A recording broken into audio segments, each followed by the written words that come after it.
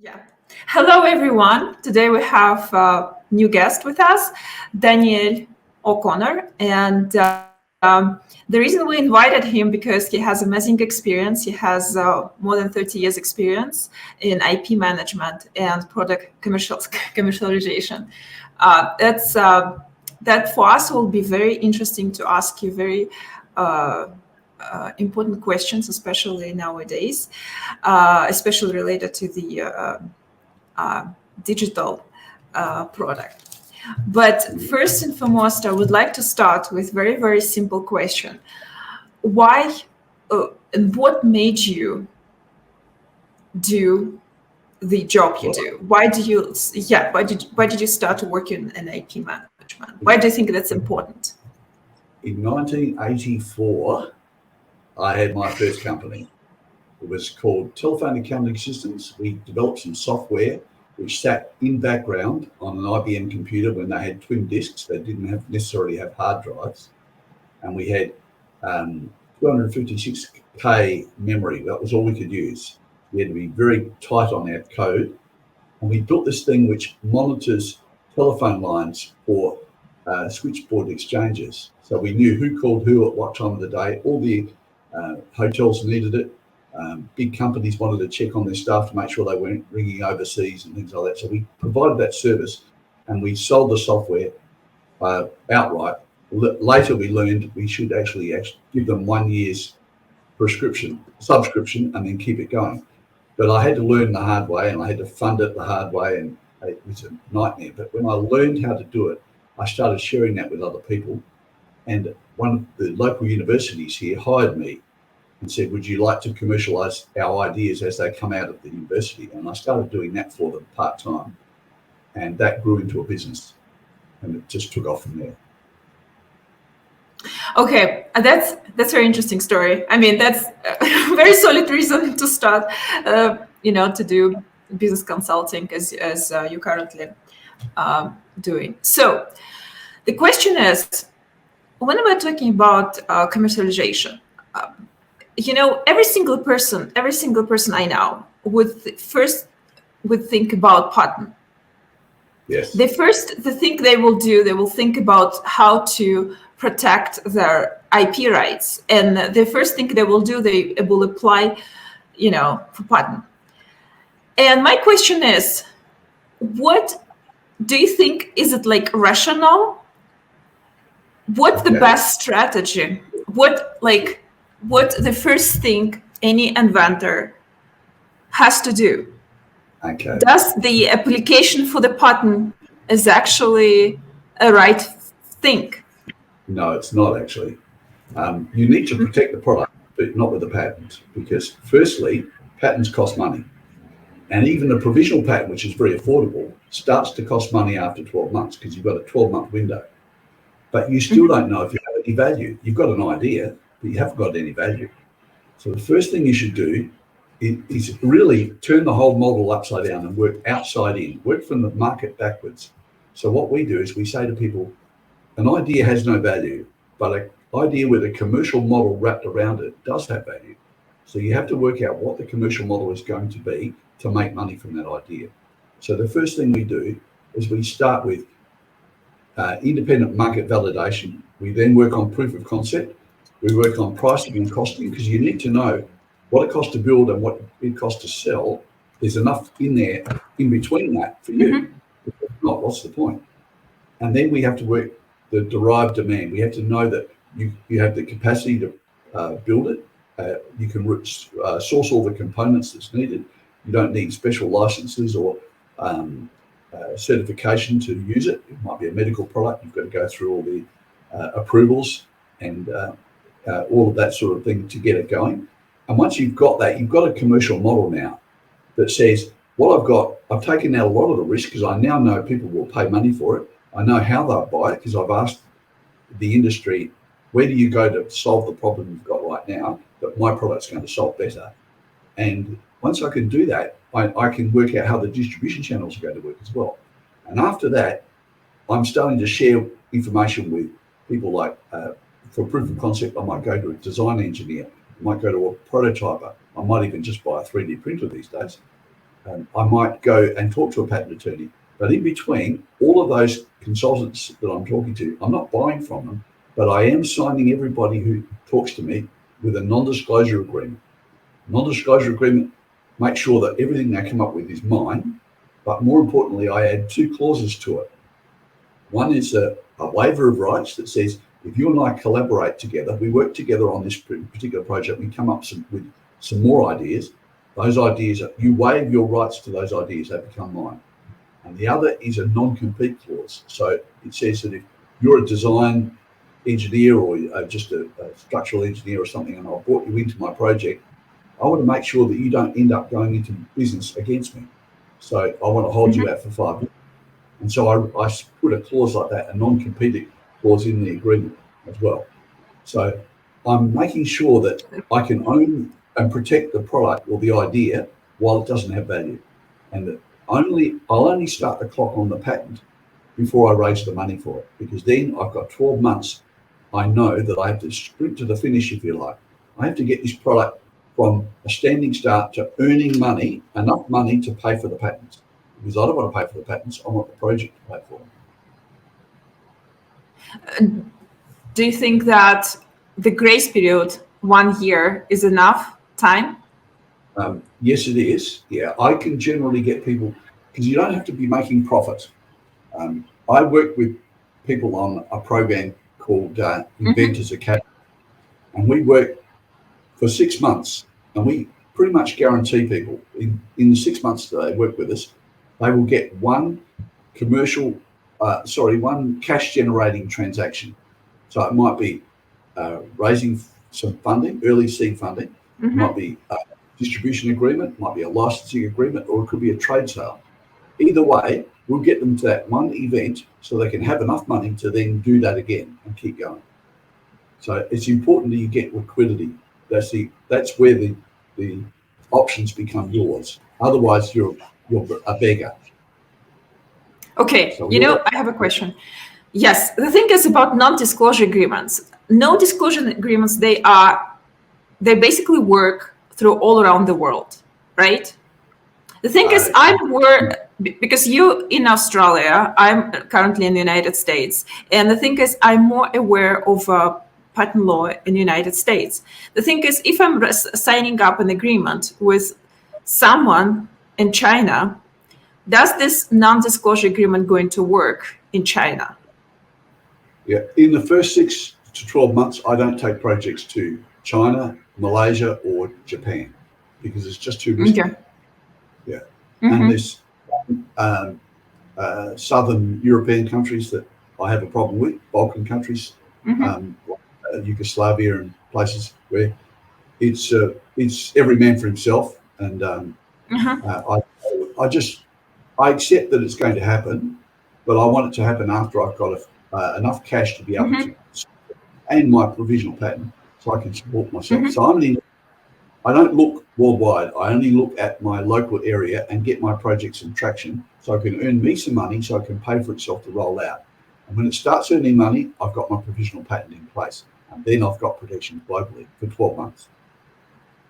Okay, so when we're talking about like final patent, like in a 12 months or so, we're talking about global patent, or you more prefer to focus on the local? You can pick your markets, judging by where you've done research.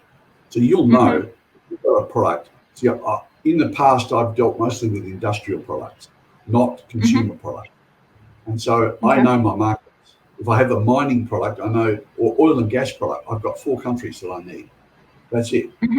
So, and I can get the whole of Scandinavia covered with one. And then I've got Britain for North Sea oil, I've got USA, and I've got Canada and Australia, of course. So I'm covered off. They're the 4 hubs for oil and gas. And I'm pretty much assured from there that the rest of the world may copy it. The Middle East may copy it for oil, for gas. Yes. But I'm not going to be able to police it there anyway. So what I do is I don't take my product there until I've got established my markets, and I've done a collaborative agreement with somebody who's much bigger than me that can afford to go after anybody who copies it. So I don't believe that if I have a nice project, I'm not greedy. I won't be looking to make all this mine. So I want a collaborative research partner to develop it more, and I want a commercial partner to help me distribute it. And so as a result, I can share the risk, but I'm sharing the profit. When I share the risk, I also share, if that company is a multinational, a multi-million-dollar organization, I'm in a great position because I can say, I'll use your name to stop it, issue a cease and desist letter to somebody who in the Middle East may be copying my oil and gas product.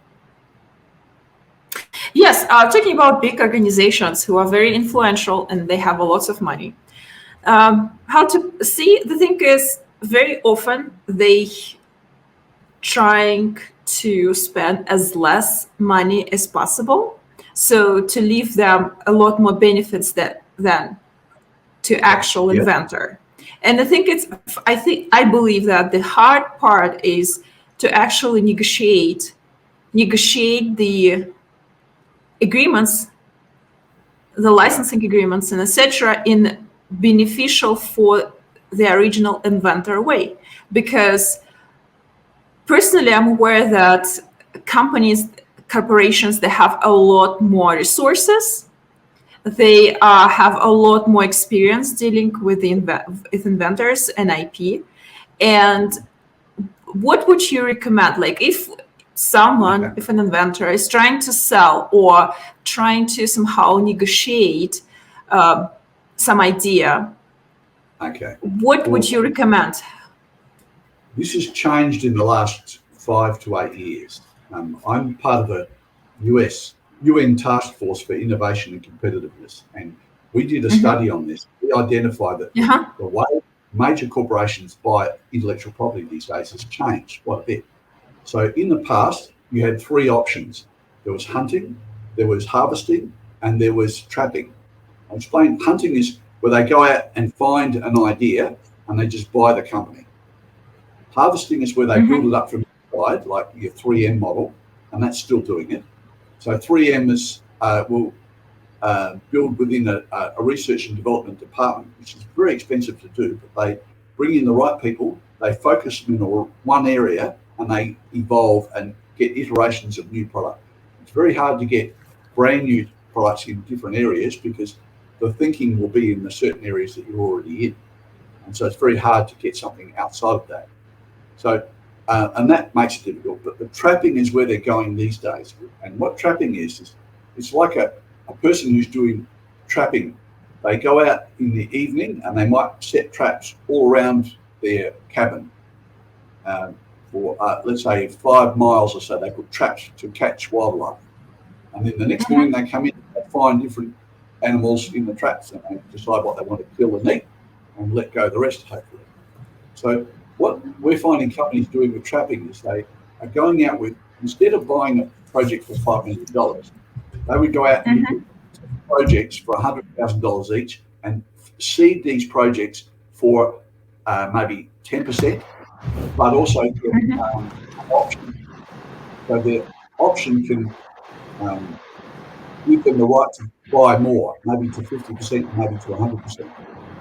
And so they want you to succeed, and they'll help you in every way they can, but they're not putting any more money in it, and they're doing it with 4 other competitors of yours. So what they're trying to do is to see who survives. It's a bit like Hunger Games. Well, whoever survives is the one they invest in. And it's very similar. That's an external model, the trapping. The harvesting is the internal model, which is stage gate process as we know it. But it's still just a Hunger Games for all the different projects within opportunities within the company. So that's really how they do it now. And for us to capitalize on this as inventors, we need to focus on the trapping. And we have to be able to get, say, if they're going to offer us $100,000, and if say Johnson & Johnson or IBM comes along and gives you an option for $100,000, they want to buy 5% of your project right now, but they'll take that buys them an option for another 45% and maybe another 95% if the price is right. You set how you value it in the future, And then you have to be able to get to cash flow positive from that money. Because if you accept that money and you don't get cash flow positive, they're going to end up with that product, like it or not, because they'll end up in court as minor shareholders, and they'll end up owning the project unless you're able to sell it illegally without shareholder approval, which is a problem. So, so trapping is the way to think about it, and whatever you take from someone has to get you to cash flow positive. Otherwise, you shouldn't accept it. See, the thing is, when we're actually talking about inventions, right? Usually inventions on the early stage, they don't have that much of a value. And when you're mentioning like validation, the process of the validation, I think it's very hard sometimes to basically to show that the value of your product, especially if you're outsider, especially if you don't know the details of like technical details. If you're not in a particular company, for example, if you're trying to sell something to Johnson & Johnson and you have been never working for this company, you don't know exactly details. It's very hard to get through all these processes and get the validation done in the right way, because simply you don't know those metrics, you don't know exactly what they're looking for. So can you please give us some tips in terms of what is the best way, how to basically leverage the value? Let's talk early stage commercialization, which is, I see it as ideation through to pre-scale. After you scale a project, it's a commercial venture. But ideation through to pre-scale. At ideation, you've just got an idea. You don't have value. The only source of money really is mum and dad. Friends and family pretty much is the only thing. Bank of mum and dad is going to be your best source. Then once we've got a commercial model wrapped around it, we have a value prop. And all we have to do is market validation, proof of concept, and a transition audit. A transition audit is where we say we can prove that we're ready to go from R&D to have predominantly a commercial model to start building the value. And as a result of that, if we can prove that in an audit, then people will start investing in it. And that's where we go for a leveraged investor. So the people we go for are not your average high net worth individuals looking for a return on investment. So if I was doing a project for, let's say I built a new wheel alignment system, and I want to do wheel alignments for $50, and the industry machines out there to do it for about $100. So everyone needs wheel alignments from time to time, but they go to the tyre places to get their wheel alignments. I go along to one of the tyre places, somebody from the industry or the market, and I say, I want to work with you to build my tyre, my wheel alignment machines. And what's more, if you give me $1 million worth of value, asset, or you buy $1 million worth of equipment for me, I'm going to build 15 of these machines. The first 10 will go into your 10 outlets. And you don't pay any rent of those for the first 12 months, and afterwards you can buy them. But I'm going to share my company, and sometimes it's 50%. And what happens is that company can leverage their risk against the leverages they get, and natural leverages. Like, for instance, reciprocal trade. They already have the customers buying tyres. Everyone who buys tyres needs wheel alignments. And secondly, I give them a limited exclusivity period. So I can say for the first 12 months, we're still going to be in R&D. So therefore, what I'm going to do for you is I'm going to allow you to say, write to all your customers, all of them, and say, how would you like to get our wheel alignment for $99 with a free tyre check?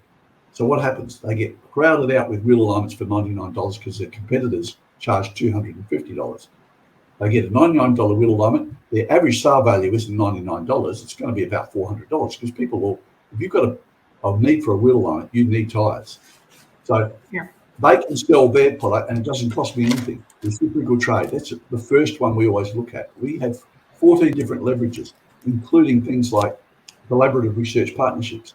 So I might say, you might have 10 tyre outlets, and I might say to you, don't give me cash. I need $1 million, but I need you to go and pay for the steel that I need. And then I need you to go and pay money to the guy who does the fabrication, then the guy who does the hydraulics, then the guy who does the electrical control box, and then the guy who does the testing. And we put it all together, and here's the product. Now, because you've paid those bills as and when they fall due to my project, you become a collaborative research partner. So in some countries, US in particular, you can get 50 cents in the dollar as a tax deduction. So I've asked you for $1 million. Suddenly, that's only $500,000 because you're going to get 50 cents in the dollar back. Then, when you start making sales at $400 a pop for your real alignment average sale value, what's going to happen? Your sales will, and your profits in that are going to offset the other 500,000. Pretty soon, you have no risk in the project at all. And that's what I need to do. I need to show you leverages. So you're not going to come into this project and say, how much am I going to get back? You're going to say, I don't have any risk because you've taken the risk out of it for me. So I'm ready to go. What I'm getting is access to 10 machines exclusively for a year. And I can make a lot of money out of that. I can get all those customers that once bought from me that never came back because they went somewhere else for a cheap price. And I got their name and address in my database. I can write to them and bring them back. And I can do that for 12 months. No one else can do that.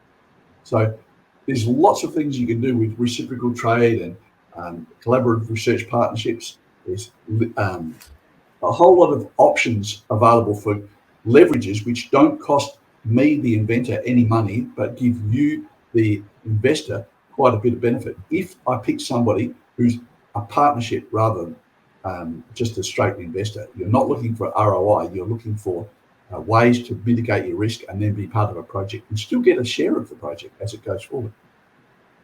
So the best thing is like basically look for those details that actually beneficial for the company, for the corporation you're going to work with. Yeah. And the question is, can we, for example, if we got a really good deal with one company, does it possible, because the thing is, any invention has different type of applications, right? Like every single invention can find different type of applications and a different type of industries. Yes. So the question is, if for example, I found really good deal with Johnson & Johnson, can I reformulate somehow, find another application and sell the same idea, but packaged in a different way to another company? Okay, let's remove Johnson & Johnson because they'd never let you do that. So let's just say you went to a pharmacy company and you were ready to do a deal for a new innovation in cancer chemotherapy. So there's 26 companies that make about $200 billion out of, $2 billion out of chemotherapy. So you don't want number one, but you want number 4 or 5, and you go to them and say, here's your treatment. This is a supplement we'll add on to the end of it. There's enough money in it, maybe $1 billion worth of business that you can get that nobody wants to compete in. And we can give you this if you invest in our project.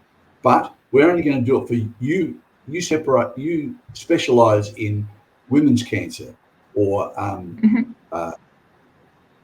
skin cancer. So we're going to give you what we call a geographic on demographic exclusivity. Geographic might be just USA and demographic might be skin cancer.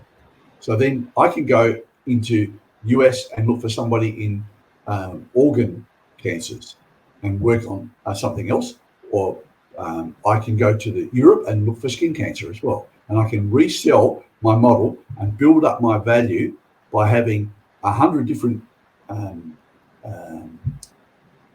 what would you call them, license agreements, which would give me a revenue for each one. And all I have to do, it changes who I am because I was an inventor. Now I'm an auditor. I have to go around to each of those places and work out who's paying me the right amount of money. That's my life from then on. So what we do is we do it a little bit differently. We actually amortize and average the income expectation and then just charge a quarterly fee. So you don't have any audits of companies. You don't have to travel around and make sure they're doing the right thing. And they don't like you to look at their books anyway. And so you just get your bunch of revenue for 5 years with a rollover clause for another 3 lots of 5 years. You've got 20 years of patent. And then once I've locked all that in, I then trade sale the cash flow to somebody else. So I got rid of it. Once I've bundled that all up, I might get $20 million for the $30 million worth of future earnings. It's easy. Yes. So why I decided to ask it, and why I decided to address this issue, because I strongly believe that if you have an idea, you can package, sell it. You have lots of options, and I think it's very helpful to cover this topic up. Yeah. Thank you so much. It was very insightful. The thing is about working finding the right licensee. I think it's very, it can be very difficult, to find a right people. Not at all? Okay. Yeah, what I do is a little bit different. I firstly look at the industry, and then I look at who are the top players, and I eliminate the cream of the crop, and I go to the second tier. Once I've done that, I pick publicly listed companies. Publicly listed companies. Okay. Yeah, they have their annual reports online, and you can download an annual report and look at their audit report within the annual report, and that tells you how they've made acquisitions in the past, how much they paid for them, what model valuation they used, because the auditors will tell the truth. The people won't, but the auditors will. And you have all that information, and you sometimes get to know who did the acquisition. So then when you approach the company, we like to do cashless transactions, because remember, licensing is only one option. Licensing, you might also do a distribution agreement. So you end up manufacturing and doing a distribution agreement with someone. But you might also, when you do a license, you might do a carve out and buy back the rights for your own little area, for your own little niche, and keep going as your business is. And you also might want to trade sale it. So if we're going to do that and we want to find a buyer, firstly, we only want to sell as much as we need to get the capital we need to get this to scale. So once we're at pre-scale, we've got all the options in the world. But at scale, we're making a lot of money, and they are too. And then from there, when I want to get out of the project, I need to trade sale it. Well, that entity is probably the best trade sale opportunity that I'm going to have. And because I already know how they acquire companies, I can go in and make an offer to them. Now, my offers aren't cash. So if you go in and ask for cash, you can think about it from a CEO's perspective. Suddenly someone's come in with a bargain, which he can value at $10 million, but they want $5 million for it. It's an absolute steal, but I have to find $5 million off my next year's profit loss or this year's balance sheet to be able to acquire that. That's going to be very hard. So what do? Well, it's easier for me if the seller, the vendor, wants to take shares in my company. So what I do is I do a circular resolution to shareholders, and I say, here's a $10 million opportunity. If we issue $5 million worth of shares to them, they become part of our project, part of our company, but we also acquire that $10 million project for $5 million worth of shares. Now, it doesn't matter if they next day sell those shares to their broker and they're gone, they're out of there. But they've still got money, they've still got the same value they wanted. But I didn't have to go, as a CEO, I didn't have to go and find $10 million or $5 million on my balance sheet or P&L. It becomes what we call owner's equity. I've just gone out there and done a resolution to shareholders. Please accept that we're going to acquire this. It's worth it. Here's what we're going to do with it. And this is the value we're going to get from it. What happens? They immediately sign for it. It's much cleaner. Understood. The thing is, the whole process when you from start to the final deal, it takes a lot of steps, and it's not that easy, especially for someone who doing it first time, second time in their life. It seems very complicated, and it requires a lot of money. The thing is, can you give some tips and explain how to find the right people and right funding quickly? Because we have only 1 year. It's not that actually long period of time. What is the best way? How to? Okay. first off, we don't have to get to profit. We only have to get to cash flow positive. That means we can sustain ourselves. So people trying to make profit, they're looking at the wrong game. They have to stop and work out. There are 6 steps in the commercialization process. Doesn't matter if you're making jet engines or butter knives. It's the same 6 steps. They just vary a little bit at step 4, but everything else is the same. So step 1 is the ideation and commercial modeling. You have to build that commercial model. That's where you turn your idea into a value proposition. Then you have to ownership and protection. You've got to protect what you've got. You have to work out ways to own it, and not necessarily as a patent, because you can't afford to spend money on patents at that point. Third area is funding, but we don't look for funding to get you into the market and profitable. That might be a $10 million dream. Instead, we only want to get the funding you need now to get your project approved, proof of concept, things like that, and get it into the market. And that might be, instead of $10 million to get you profitable, I might only need $1 million. And then I need a partner, a funding partner who would join me, who's from the industry or the market, so I can get rid of all their risk when they come on board with me. So that makes funding, step 3, very easy. Then I have transition. I've got to think about, I've been in R&D for, let's say, 2 years or 1 year. I now have to get out of R&D. So I have to go into commercialization. I have to close the R&D door. And that's a big step for a lot of inventors, because that's where they're most comfortable. And if you take the idea of, let's say I built a bicycle and you put some money into my company and I'm building a bicycle, and you come along and say, well, look, what if we had another set of handlebars on that? Could we make that a double bicycle, or could we turn it into a tricycle?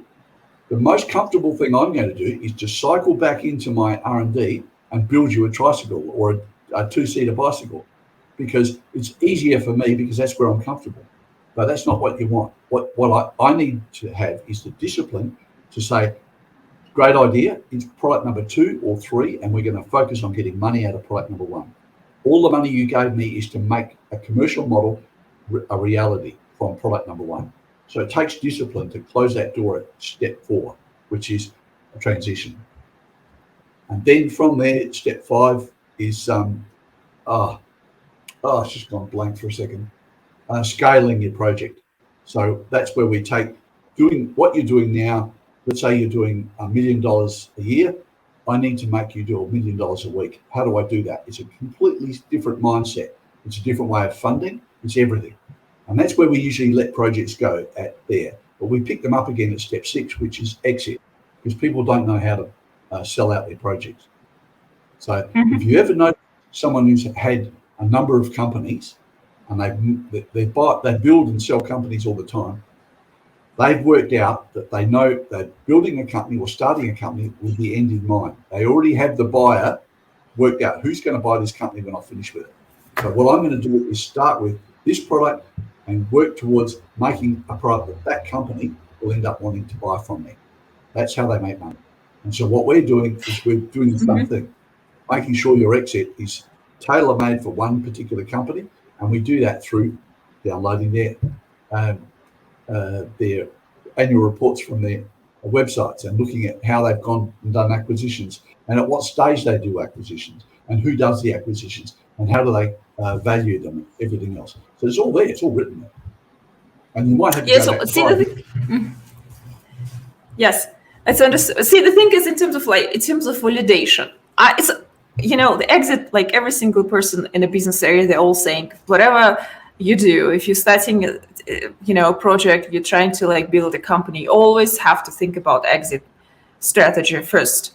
We all know about it. In terms of transition, in terms of finding the right company to sell, you're saying that if you have some idea to whom you're going to sell afterwards, the thing is the cost of the company can change during this period of time. It's one thing. Another thing, in terms of validation, do you have, maybe you can name, do you have some specific company, a corporation you're working with who does really good, validation of the project. And the thing is, what from my perspective, lots of companies, they have their own policies and they have their own perspectives, values, and sometimes same project can be validated in different ways from different perspectives.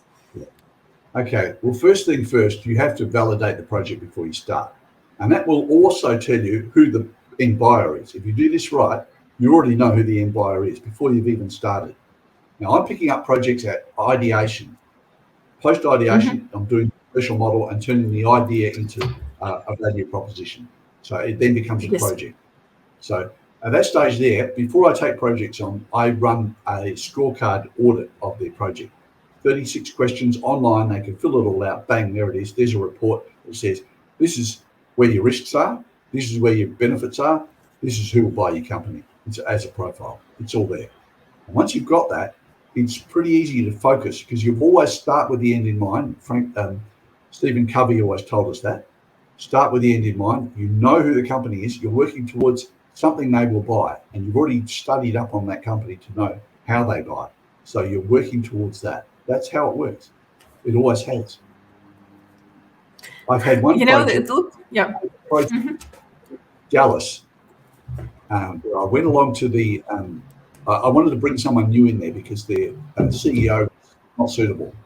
The company, an Australian company, owned that, and they sent me across to Dallas to talk to do an audit, which I did do.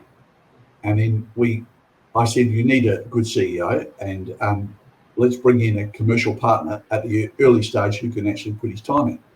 So we found a guy in Southern California who was absolutely brilliant, the most obnoxious man I've ever met, but he was brilliant at what he did. And he actually did a lot of work with stents. And he was one of the inventors of a new variety of stents, and he made hundreds of millions of dollars out of it. So when he came along, he said, I like the project, but I want to do my due diligence. I want you to come with me. And he took me to Chicago to a company which I shouldn't mention, but it was a medical supplies company. And we walked out of there in 2.5 hours. We were there. And he'd done a deal with them before, so he already knew them. So he had an advantage. And when he walked out of there, he had an agreement with them, which we got in writing a few days later. The agreement was they would pay him a $5 times multiplier, providing he got the project to $100 million. So that's a $500 million deal. And he had to do it within 4 years. He had it. He hadn't even put $1 into that company before he knew how to get rid of it. And that's how you work backwards. Always you have to work outside in. You have to work backwards from the market to know you're going to make money on this. If you don't, it's going to be very difficult. I think it's very good, very great perspective and point. See, the thing is, usually people from science, usually people who just making first steps in their development of the company or trying to commercialize the idea, they have very not realistic perspectives on the market, and they wanna because the first thing they're thinking about, they want to make their product or idea live. They see it as a big company, and the thing is, the true of life, they usually not able to survive, and they end up anyway selling the company, right? So we have to point out that in the most cases, in the most scenarios, it's very hard to sustain and make companies survive through the years. And usually selling a company could be a best decision it's going to happen anyway on a certain period of time. The biggest problem there is that we don't qualify the opportunities before we start. So that's why I produce that scorecard program. I'll give you a link to it. You can put it into below the video when you publish. So people can do that. It's free of charge. You get a report. It's going to be helpful to anyone. If you need help with interpreting, I'm always there. People can book into my calendar and talk to me. But most important is you know how the project can unfold before you start, and you know where your risks are. The second thing is when we start with an idea and we go and, family, friends, barbecue, whatever, everyone says the same thing. Go and talk to a patent attorney. It's a great idea. But a patent attorney really is only going to tell you one thing. He's going to say, it's a great idea. You need a patent, buy it from me, because that's how he makes money. So of course he's going to tell you to protect it. You don't know if that's got any value in it at all yet, but if you spend money on patenting, that's going to blow out. Pretty soon, $5,000 becomes $60,000 in 12 months, and then start adding countries to it. I've had a project that a lady, she was actually a partner in a law firm, and she spent $2.1 million building this product, and it was a great little product. But I can tell you now, I can still see it on shelves, and I don't know. I know what it is, and it's the only reason I bought it. But nobody else would know what it is, and so you wouldn't buy it. The product is a drain plug that sits in your middle of your bathroom or wet floors like laundry, etc. You've got a drain, so the water will soak into the drain and go. But you've got, in Australia in particular, we get a lot of critters and creatures coming up through there. We get vapor and smoke, and not smoke, but steam, and sometimes water can rise up there and flood your room. What you want is a one-way valve, and that's what this lady had. This one-way valve where you take the grid off, put the one-way valve in, push it down a little bit, then put the grid back on. It's invisible, and it lets water go through, but it won't let anything come back up. Great idea. Free for $12. You got 3 wet areas easily in any house. So cheap, but when you look at it on a shelf, you don't know what it is. So how do you tell people? TV advertising, that's too difficult. So she needed to because she went to a patent attorney and he told her, you need patents, you need it all over the world. And then you also need and she went along to a design engineer. He said, let me design the perfect product for you. And he said, you need to go and get a tool maker to build your mold so we can make this. And then let's get some inventory and then let's design the packaging. She spent $2.1 million and she had a few 100,000 products. Never going to make money on it. When she came to me, she said, how do I trade sell this? I'm one out. I'm fed up with it. And I said, well, the first thing you need to do is write off $2 million worth of your expenses. And then I can get you some money. But otherwise, I can't make money for it. So that product absolutely depends on advertising. So in the end, all we could recommend for her is the equivalent of QVC, Home Shopping Channel. People can tell you what it does, how it works, and show you on TV. You'll buy them. You'll buy them every day. For $12, how are you going to make money? Pretty hard. Another thing, you mentioned a very interesting point in terms of, when we're talking about like international, for example, if we're talking about specific invention or specific product, sometimes it's more efficient to sell on a different market, not on the original market. For example, some inventor in the United States, because United States is very competitive market, it's very hard to get through because so many companies, so many great ideas, and everyone is so busy. It's a lot of noise. It's very hard to get through. So, but the thing is, you always can sell same product to basically commercialize your idea in another country, right? Yeah, but you've got to understand, like if you took your project to Canada, you've got 27 million against 230 million people. There's a difference there. You're not going to have sales expectations. And Canada is actually wider than the US. So your freight costs are going to be higher and with volume, and you're going to have 1/10 of the volume. So it's going to be very difficult to make that sort of money. But still, it really depends on the product. Sometimes it can be more, you never know, right? It really depends on the product. Sometimes some product can be more needed, has a lot more demand, and for example, in Canada, or let's say in Argentina or any other. Absolutely. And we do that with, the way we find those companies is we walk a trade show. Now, trade shows are a target-rich environment for, if you went a trade show for, and I've got a project that's going through at the moment, which is an automatic rocking system for prams. So it's electric. And it's got a sandwich under a board underneath the pram, and in between there's a rocking mechanism, and it emulates a walking mother for a baby. So it means mums in a restaurant can eat at the same time everyone else at the table can eat, instead of just holding a baby or rocking a baby and then handing it off to someone else so she can eat. It's always a problem. So in this case, I've got to find a baby show, a trade show, where companies with prams, and I found one which has about 40 different pram companies who will be exhibiting there. So I know the licensee for that product is going to be sitting in that stand. They're going to have a stand there. So I have a handout which I call Walking a Trade Show. People can actually go onto my one of my websites and download this Walk a Trade Show, and they can know what to do in 3 months before the show to get a list of people that are a list of exhibitors, so they can then contact them and make appointments, because you don't want the people on the stand are marketing people and salespeople. They're not engineers and project managers and product managers. And so you need to find out, firstly, you need to sell these people on the idea, but you have to find out when the product manager is going to be in the hall, and he might come in for 1 day of the 4-day show, whatever it is. So you have to be really on top of that. And so we show you how to use scripts to get all the appointments. We then show you how to use just an iPad or a smartphone to do your 15-second presentation. You don't get longer than that. It doesn't happen.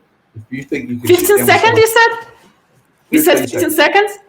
How many words you can say in 15 seconds? You don't. So, because you've already made an appointment with them. You've used a script to get your appointment. And you've said, I'm going to be there between 10 and 11. I'll drop by your stand if that's okay. So I turn up at your stand and I say, okay, here we are. I've mentioned to you before, here's the project I wanted to show you. And you have a 15-second advert based and shows it. And at the end of it, you can say, I now need to talk to it. You like the product, it would complement. And I know what they're going to display there, and I know how it's going to complement what they've got. So I say, this is going to really complement your X22 over there. So what I need to do is talk to your product manager in charge of that. Can you help me get to him? Yes, absolutely. Here's his name and phone number. And I'm straight through.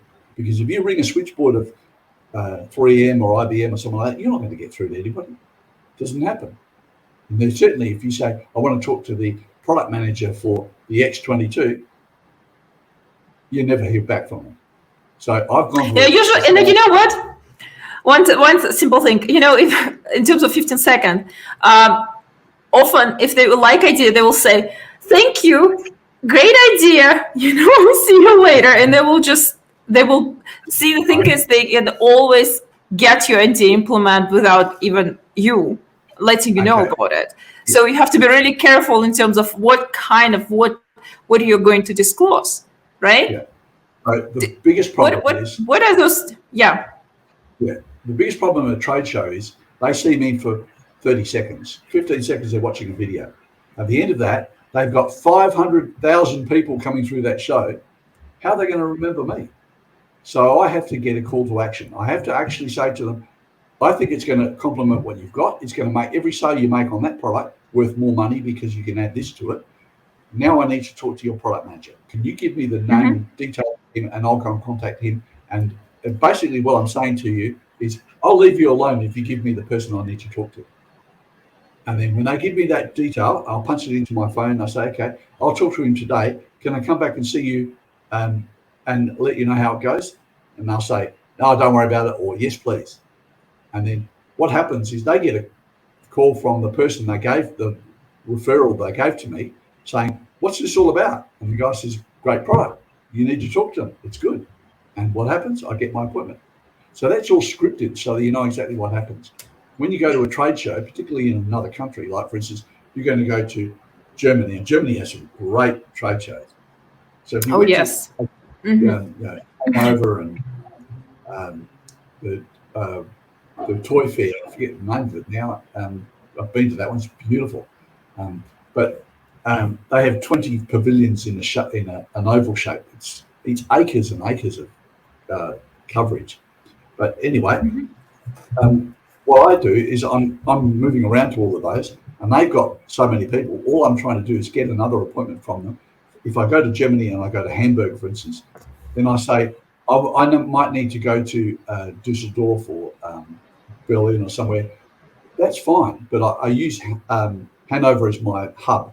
and I might do out and returns in the 2 weeks after the show to have a one-day meeting and see if I can score some agreements. That's how I do it. So the thing is, the thing is about all organized.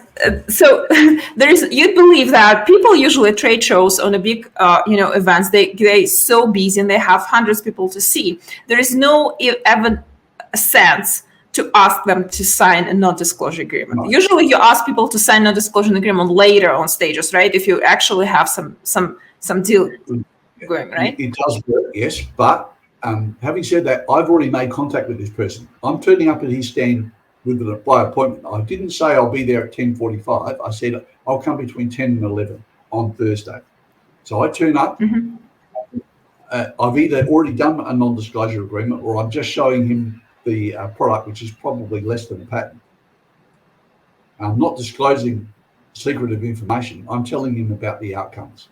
Just like when I do client research or market validation, I don't talk about my product. I talk about the problem and how they solve it, and how much they pay to solve the problem, where they go to solve the problem, what does it cost them to not solve the problem if they choose to live with it, all of that. So I'm learning all about their problem. I'm not talking about my product, my solutions.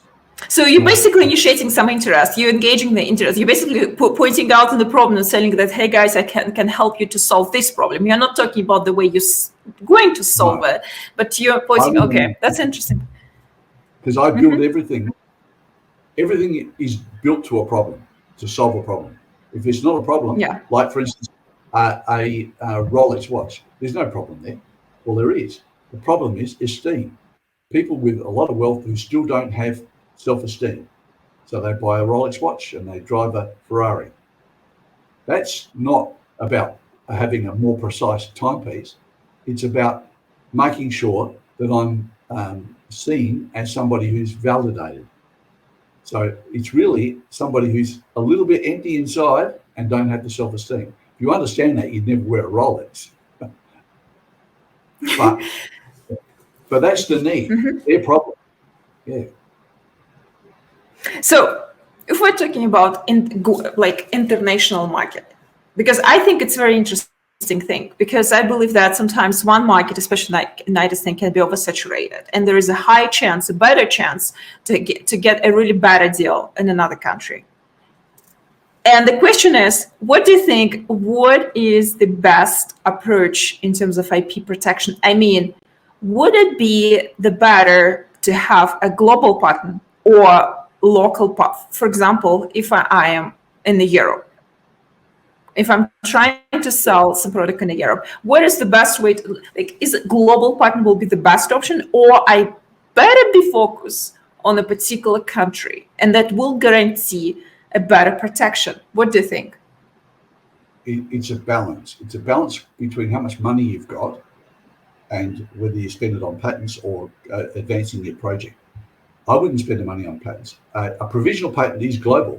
It will give me global coverage. It gives me a priority date from before I product to them, that provisional patent. So at the end of that, I can decide what countries. I decide the countries based on what deals I've already got and what deals I'm about to do. So I'm not wasting money. Okay, so the thing is, don't waste your money. Don't think about patent or IP protection first. First, build value and find companies, find people. I mean, find those companies. Find the problem. Identify how much people with the problem will pay to solve the problem, to make sure the pricing and costing, because in between pricing and costing is margin. That's how much I get to keep. If there's not enough in that, I don't want to know about the project. Some industries don't have enough margin, so you just walk away from them. So once I've got all of that, I then have to look at the partners, the prospective partners, the investment partners, production partners, licensees, trade sale buyers. And I work backwards to all of those. But I don't take my patents out until I've done deals. I will do the provisional patent only when they get the project going. Everyone else signs an NDA. If they don't want to sign an NDA, I've walked before. I had a project in New Jersey where I flew for the client from Australia to, we did New Jersey, and we also did 3 other stops, two in Europe, and one other in Wisconsin. Now, the one in New Jersey, when we got there, the person I'd already been liaising with, we sat down at their head office. This is their global head office. It's a very big multinational company. Across the table were 6 people, and 4 of them were lawyers. And they said, we've got your non-disclosure agreement, and it's signed with our subsidiary company, but not with us. So we want to give you our NDA. And our NDA, and the first paragraph basically said, we might be working on the same product that you're talking about. So how can we, so if we are, then we get to reserve the right to keep what we've got. So basically, they're not giving any rights at all. So I had to pack up our demonstration and get that and the client who was with me out the door, the inventor, out the door and gone. And he did not want to leave that room, but I knew that if he opened his mouth, they would own everything. So we fought like crazy, and I eventually got him out the door, and he was leaning over my shoulder saying, well, we could just show you a little bit. And I said, no, we can't, sorry. The guy came out with me who I've been liaising with. He took me down and he hired a cab for me. And he said, are you in town for a couple of days? I said, no, we're going to leave tomorrow. He says, oh, okay. Tomorrow morning, the company that you originally signed with, they've got their guys coming up from Miami to see us. So what if we just talk to them? And I said, well, that's an NDA. I can do that. So we did that. We did the deal. So it was just basically a con. They were trying to get me to sign their non-disclosure agreement, which gave them everything. And it did. And we did the deal, and that product went into production in Florida and then started, it was for the Middle East. So. I mean, it's a good, see, the thing is, it looks like you have really great communication skills. I know that most of what I do is negotiating. That's what you have to do. Everything is a negotiation in what we do. It's not about how good the product is, because I can negotiate the right person to make the product better. And if I get what's the best? What's the best way? Like, what do you think is the key to the best negotiation? Like, okay, information. What is the best negotiation tool? The information. So I have to like put a lot more effort to find out things about a company before meeting this person, a company. When most people raise capital, they do it. They try and. The big mistake they make is they try and raise enough capital to get them all the way through profit. I don't. I go for just early stage to pre-scale. That's all I want. So that might be $1 or $2 million. That's enough, because after that, I've got all the options. They don't have the options. I own them. So at that point there, I have to find somebody who's going to invest in this. So the more research I do on their leverages that I can offer them, the cheaper it's going to be for them, the more easy it is for me to get the deal. So I can raise capital in 4 presentations or less, and I teach people how to do that. And the secret to that is primarily leverages. So basically, as far as leveraging your idea is basically finding out the exact value, but the value not for you or your project, the value for the company you're going to sell, right? So you're trying basically to show that your idea is actually valid for the market. The company will have lots of benefits, right? I will show them how I can offset all of the risk of the funding they're going to do for me. Good. And it could be that I do a non-cash transaction. So they don't give me money, they give me access to facilities, they give me technical personnel, they give me skills, they give me access to testing equipment. And most important is their markets. They may have a ready-made distribution channel that I can feed my products into. That's worth millions to me. I don't have to raise capital to do that. I've had a project which the guy put no money in at all. What he gave me was an order for $12 million worth of product. And he said, I want 50% of the company for this. Now, that guy owned a mining operation, which is a multi-billion-dollar mining operation. So this was a blue chip order. And what he said was, I want 50%. He ended up with 27% on the offer. But if I take you back to the prerequisites of funding, which were market validation, proof of concept, and transition audit. this inventor wouldn't pass the transition audit. He wouldn't disclose everything. So we said, we might be smoke and mirrors, so we won't do the deal. So that is a deal I had to walk away from, because the client wouldn't, the inventor wouldn't put up his, he wouldn't attend for a transition audit. So I lost that deal. But the deal was $12 million worth of the product ordered that this guy could use in all these facilities, and it was all done. And he wanted 50%, but he's going to settle for 27% of the company. Yeah, I mean, thank you so much for sharing. Thank you so much. First of all, thank you so much for sharing all the details and the actual examples, actual showcases, because it's very, very important. Yeah, the fact that you have a great experience, it shows. So you have, I know you have a lots of courses courses, and not just about courses. You have some sort of marathon, or where you teach how to actually gain money, findings, and everything for 6 months. So you created a program that help inventors go like step by step and actually commercialize, to find the right way for whatever they have, idea or service or product they have. I think that's amazing. So I really encourage all our audience, listeners, or people who will watch us on YouTube, please take a look at Daniel's website, and I will definitely post all the links in the description to the video. Daniel, thank you so much. Thank you so much for your time. I got a lot of information today. Yeah, it was very, very informative. Yes, thank you so much. Thank you. Okay, bye.